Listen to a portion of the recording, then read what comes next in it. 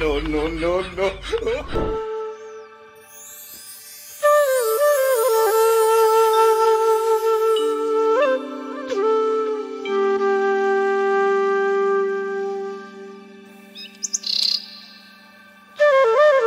বনের রাজা বাঘ খেতে বসেছেন। পাখির মাংস দিয়ে ভাত খাবেন। রান্না বেশ ভালো হয়েছে। প্রথমে তিনি একটা রান খেলেন। দারুণ স্বাদ। তারপর মিসকে শিয়ালকে আরেকটা রান দিতে বললেন। এদিকে মিসকে শিয়াল রান্না করার সময় লোভ সামলাতে না পেরে একটা রান তখনই খেয়ে ফেলেছে। তাই ভয়ে ভয়ে মিসকে শিয়াল বলল, মহারাজা, এইটা তো বক ছিল। বকের একটা পা থাকে, তাই একটা পাই রান্না করেছি। মিসকের মুখে এ কথা শুনে বাঘ রাজা রেগে মেগে বলল, সুসা হারামজাদা, তুই নিজে রান খেয়ে ফেলেছিস আর এখন মিথ্যে কথা বলতেছিস। বকের কয়টা পা থাকে সেটা মনে হয় আমি জানি না। মহারাজা, আপনার কসম, আপনার বউর কসম, আপনার মায়ের কসম, আপনার বাবার কসম, আমি এক তিল পরিমাণও মিথ্যা বলছি না। বক বড় হলে আর একটা পাই থাকে। আমার কথা যদি বিশ্বাস না হয় তাহলে আমার সঙ্গে বিলের ধারে চলেন, দেখবেন সব বক এক পায়ে দাঁড়িয়ে আছে।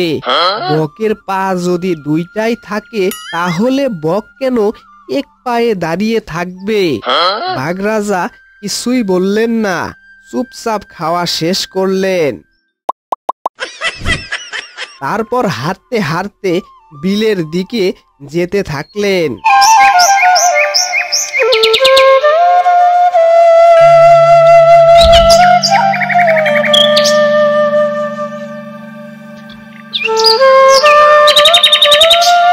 মহারাজা, ওই যে দেখেন এক পাওয়ালা বক দাঁড়িয়ে আছে।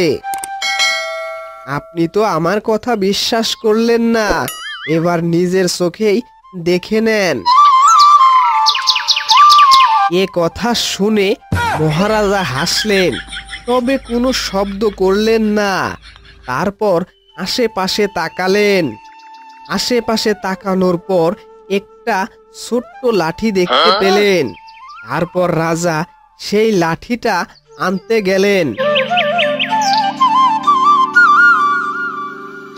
লাঠিটা আনার পর বকের দিকে ছুঁড়ে মারলেন। দাঁড়িয়ে থাকা বকটি লাঠি দেখে ভয়ে উড়াল দিল, আর তখনই তার দুই পা বেরিয়ে আসলো। বাঘ রাজা এবার মিসকে শিয়ালকে উদ্দেশ্য করে বলল, কি মিসকে, বকের তো দুইটা পা, তাহলে তুই কেন বললি বকের এক পা থাকে? মহারাজা, আপনি লাঠি ছুঁড়ে দেওয়াতেই বকের দুইটা পা বেরিয়ে আসলো। ইস, খাবার খাওয়ার সময় যদি লাঠি ছুঁড়ে মারতেন তাহলে তো দুইটা রানী খেতে পারতেন। আমি কি জানতাম লাঠি ছুঁড়ে মারলেই দুইটা রান পাবো? জানলে তো অবশ্যই লাঠি ছুঁড়ে মারতাম। কিন্তু মিসকে, আমি না হয় বুকার মতো লাঠি ছুঁড়ে মারি নাই, কিন্তু তুই তো লাঠি ছুঁড়ে দিতে পারতি, তাহলে তো দুইটা রানী আমি খেতে পারতাম। মহারাজা, লাঠি ছুঁড়ে মারলে তো বকটাই উড়ে যেত, তখন তো একটা রানও খাইতে পারতেন না। তাই তো আমি লাঠি ছুঁড়ে মারি নাই, আর বকটাও উড়ে যায় নাই। মিসকে, তুই যে বকের একটা রান খেয়েছিস সেটা আমি জানি, তবে তোর উপস্থিত বুদ্ধি দেখে আমি হতবাক। তাই তোকে এবারের মতো ক্ষমা করে দিলাম। এবার চল আস্তানার দিকে।